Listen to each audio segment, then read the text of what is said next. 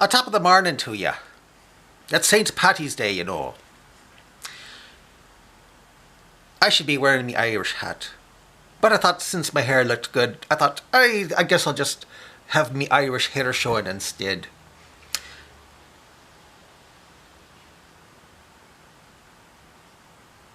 You know, I think it's pointless to test. I think right now, just about everyone probably has the virus. You know what I mean? And all the test can do is make you think, oh my gosh, I could die now. You know? Um, I want to tell you something. Um, Back around 1996, I donated my plasma and got contaminated with the hepatitis B virus. 2 weeks later, I woke up with night sweats, and then for 3 years, I had like a pain in my side in my liver, and I thought for sure I was gonna uh, end up with liver cancer 15 years later. Uh,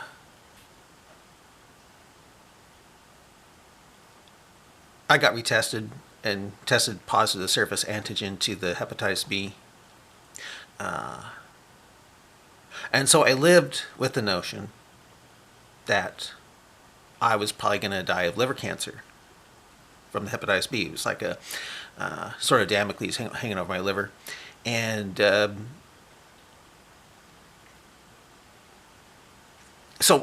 what I did is I started taking care of myself better. I avoided alcohol. Well, let's just put it this way. I cut down further on it. Yeah. And started to try and take like Ayurvedic medicines and things. And around the year 2000, the pain in my side went away. It could have been because my Indian girlfriend from India, she was a Pentecostal. She put her hand on my liver once and prayed to cure it. And who knows? Maybe God listened to her. I don't know. But almost a year ago, I thought, okay, what the heck? I'm gonna see how bad my liver is after 20 something years, 24, 23 years. It was 23 years, yeah. And I thought, I wonder if I've got liver cancer now. I wonder, and they said, you don't have hepatitis B. You're not a carrier. Your liver's fine. It's in good shape and everything. And maybe she cured me. Now I did have a strep throat at the time around the year 2000, and I was using colloidal silver spray, and who knows, maybe that colloidal silver spray not only got rid of the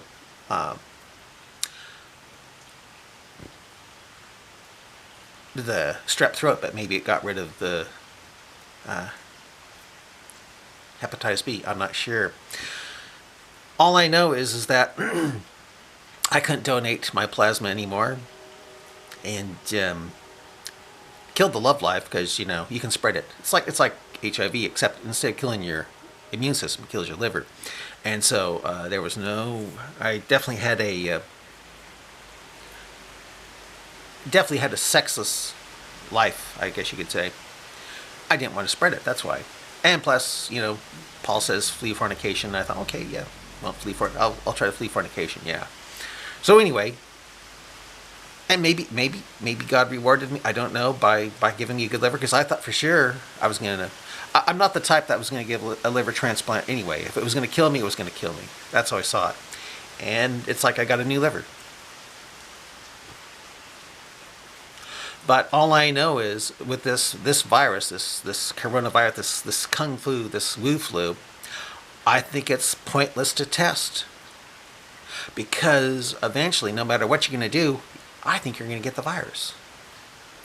I think the main thing we should do is not test, but act like you have the virus and act like everyone else has the virus, and you go into quarantine in your house. Make sure you have a lot of food and water and a gun and ammo, and so if someone breaks in, try to get you and stuff, you shoot them. Gun and ammo, food and water, a lot of it. and chocolate briquettes, so you can heat up the water. Because I hear that our water treatment stuff comes from China, and we're getting low on it. And you know what that means? We're gonna have water as pure as Mexico City's. So you want those chocolate briquettes so you can heat up your water and cook whatever, your beans and rice, and because you probably won't have electricity either. The electricity will probably be gone also. If China does an EMP on us for us giving it to them, even though I'm pretty sure they gave it to us, the virus. So chocolate briquettes, lighter fluid, and smudge. Smudge. I'm gonna show you something here. Yeah, smudge. Yeah.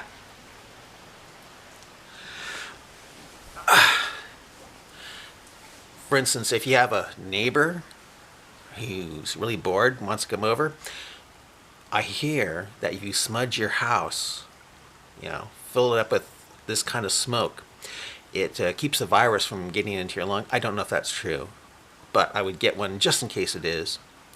And I need to do more research because it sounds like quackery. But you fill your house with smoke, and it supposedly keeps the virus from. It supposedly kills the virus. Yeah. So get a smudge. Yeah. Smudge. Which is burning sage. If anything, it'll make your house smell like Burning Man 2001. Because when I was at Burning Man 2001, it was this stuff all over the place, big bundles of it, and it smelled great. Well, it didn't smell great, but yeah, it helped add to the weirdness of it. So anyway, pointless to get tested, but definitely keep your distance from people, and work on antivirals and try to build up your immune system. That's what I say. And if you don't have the virus, you don't have the virus. You think, hey, I must be Charlton Heston in the Omega Man or something like that. You know what I mean? Even though you just got lucky, or God didn't let you get it. Yeah. So anyway, I went to the store today and I bought some stuff, and there was hardly anything there, but I got some stuff. And if I got the virus there, I'll know within a month now whether I'm going to be the one that dies from it. I could be dead in a month now from being there, or I might survive. I don't know. One thing I know is that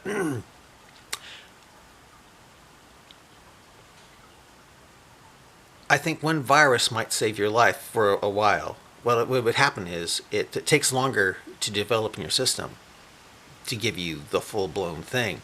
But in that time, since it's a new virus, your body might recognize, oh, this is pretty bad, and build up a defense for it. Whereas if someone coughs in your face and you don't have it, you don't have that, and it blows, or you get, it builds up so fast your body doesn't know what to do, and then you're dead. And I think it doesn't matter if you're young or old. If someone coughs in your face and you get a whole blast of it, you're probably going to end up dead. And because I think by the time you develop symptoms in your town, your hospital's going to be so full of people, you're going to have to stay home, sit in your bed, and write your will.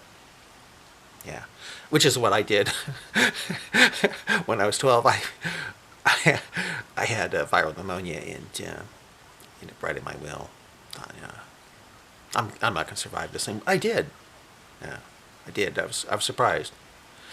Yeah, 2 weeks I was on my back, and if I stood up, I'd pass out. That's how bad it was. And I don't want to go through that again. But hey, I lost my girlfriend. Well, wannabe girlfriend. I wanted her to be my girlfriend. I was crazy about her since high school, but she died of COPD, and wasn't pretty. Just last October, she died. Yeah, I knew her since high school. Really cute little girl. Then she blossomed, ballooned up into this yummy fabulous creature. Then she got Hodgkin's disease when she was around 40. Yeah. It weakened her lungs. So when it came back, I mean, it didn't come back, but the doctor said, well, in 12 years you're going to have problems with your lungs. And they weren't kidding. 12 years later it came back and she started to have a hard time breathing, and it got worse and worse and worse. And, yeah. Not a good way to go, but that's probably how we'll go. That's probably how I'll go if I get someone coughing on my face. But I want to tell you something. If you get a little bit of it first and it builds up, you might be like the British couple who were on the Diamond Cruise, the Diamond Princess Cruise. They're in their 70s, and they survived this thing, as far as I can tell. They tested negative, and now they're back in England. And it's probably because they didn't get someone coughing in their face. Because if they got someone coughing in their face, they'd be dead. Yeah. Because I think that's how it works. Like I was with another girlfriend I had. She's the one who died of breast cancer. She had the flu. And even despite the flu, we were necking and stuff and kissing and stuff. And like within an hour, I got it because it came back so strong. Because I was 25. I was 24, not very smart. And I thought, I'm going to get I know I'm going to get it. But I didn't know it was going to come back. I didn't know it was going to get so bad. And it was just like in a couple hours, bam, man. So what happens is the bigger the exposure to something, the faster it grows. And the sicker you're going to get faster. Whereas if you get a little bit of this virus, you can live longer before you develop symptoms that are going to take you down. Or maybe it won't take you down at all, because maybe your body will develop a immune system to it. But the problem with that is it mutates. And what happened with the Spanish flu, when it came around again, it killed the young people, the people with good immune system. So I would, if I were you, I would load up on colloidal silver in case it comes back this fall. Because the Spanish flu came through around this time of year in that 1918. And it was mild.